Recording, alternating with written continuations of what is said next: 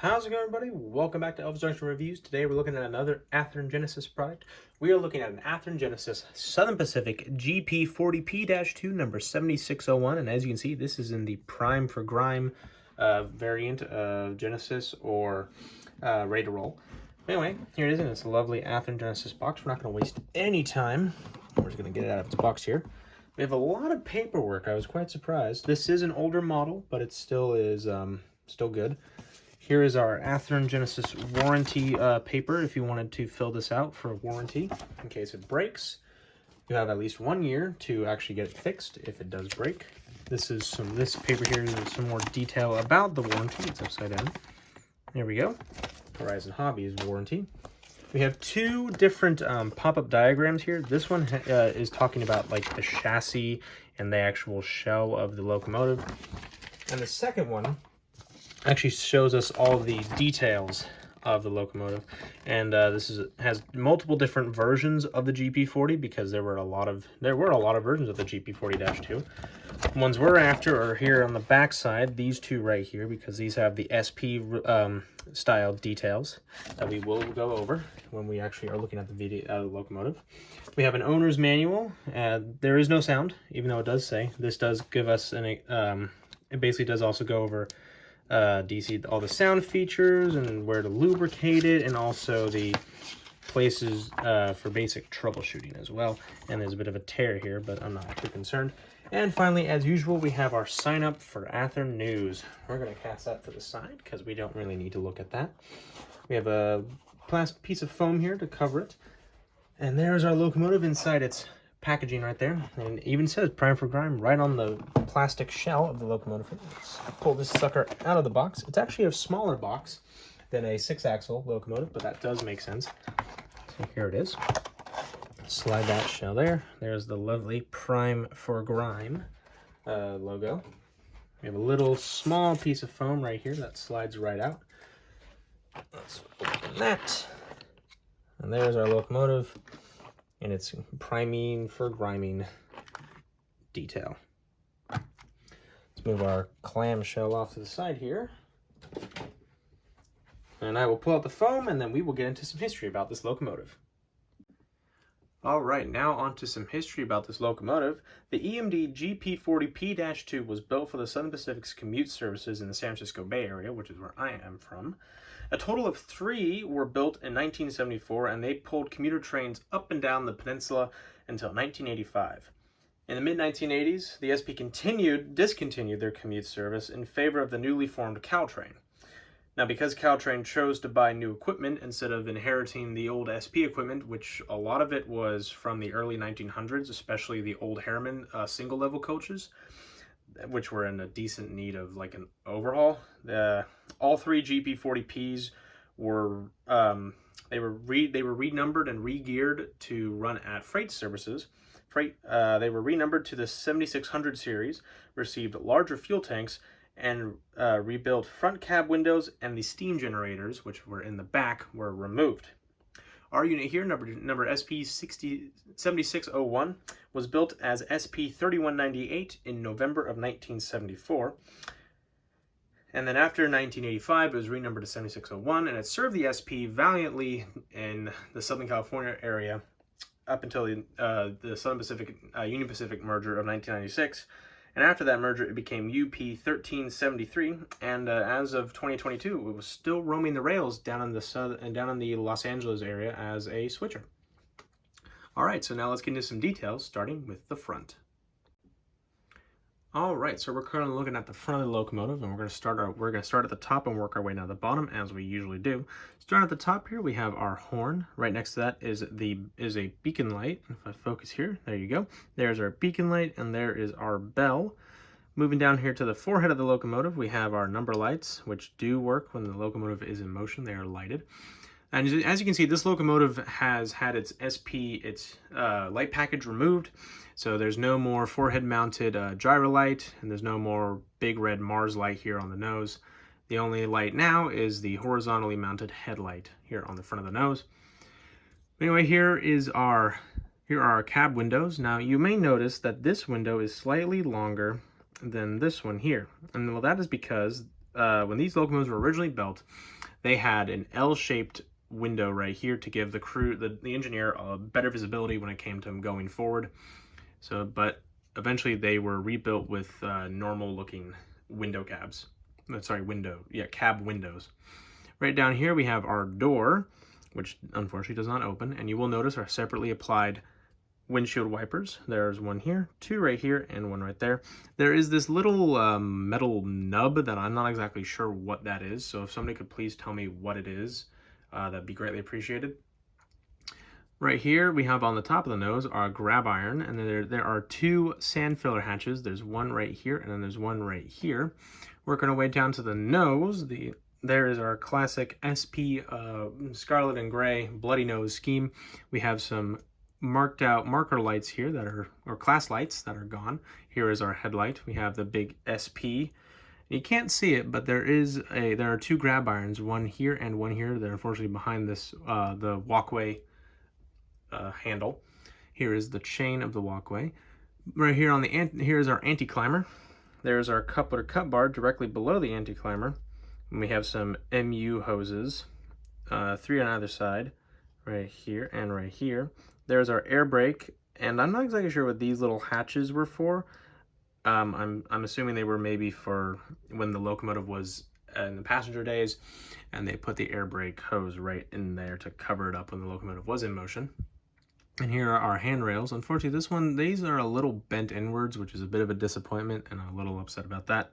And here are our sunshades, and they're slightly at different angles, but that's okay. It doesn't have to be perfect. All right, so now let's look at the rear. All right, so we're currently looking at the back of the locomotive here. Starting at the top, we have a grab iron right here on the top of what was the steam generator. We have a lift ring right here. Here is our rear sand filler hatch. We have grab irons that work their way from the top down to the bottom to the walkway here. There's a grab iron right here, and there's also another grab iron right down here.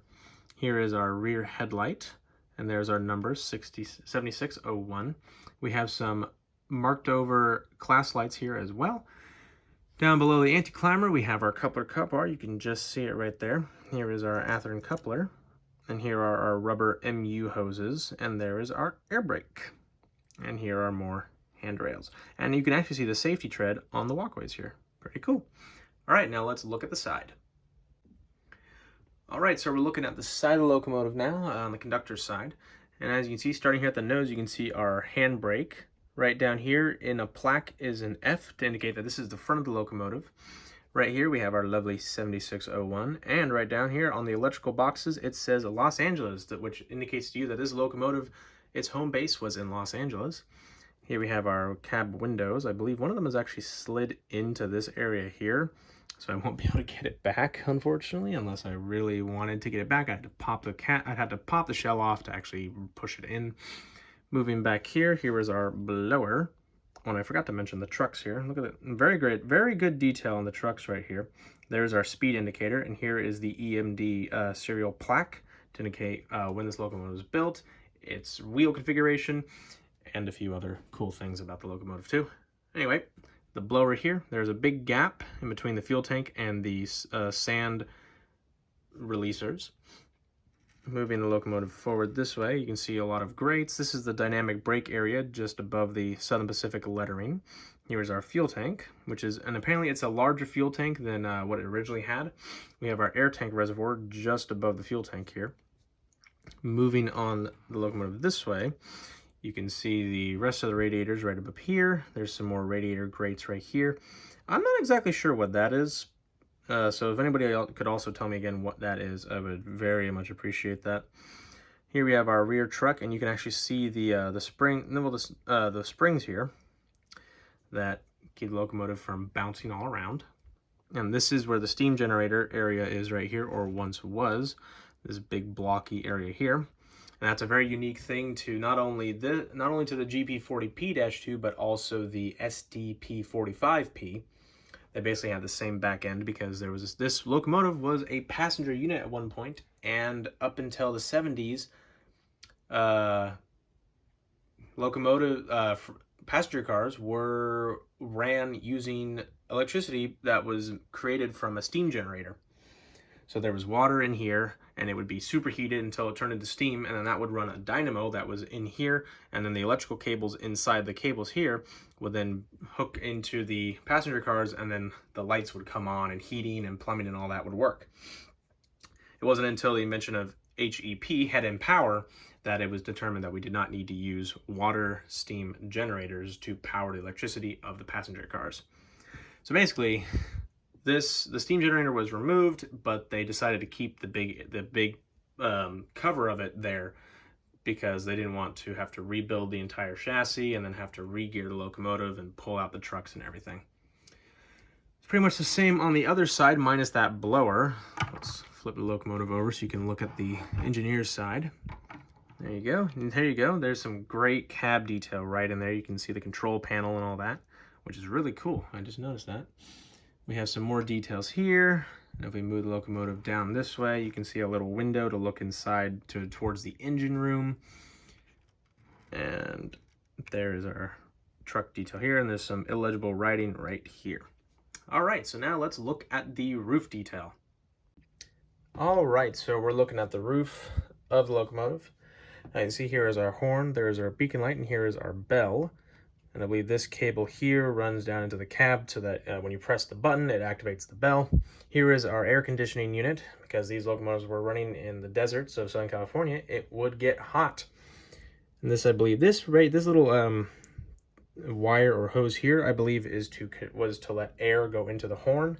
So as you pull the lever down inside the cab, the air would get released from the air tanks and come through here and blast that horn.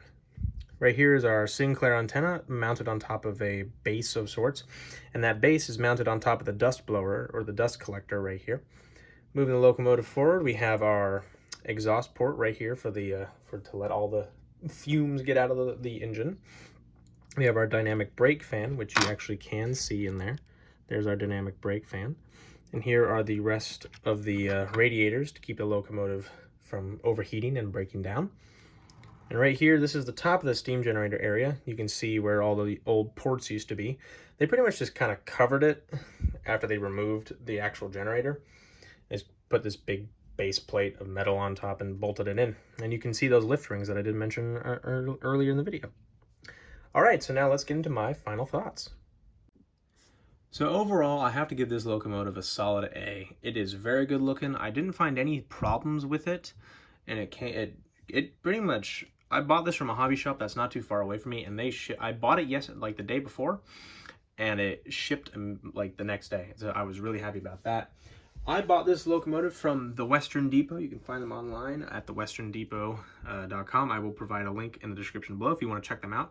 I highly recommend you check them out if you're looking for some of the rarer stuff that Midwest Model or Lombard or the other online retailers are selling, because that's where I was able to find this thing, and you're still gonna be able to find some pretty good stuff.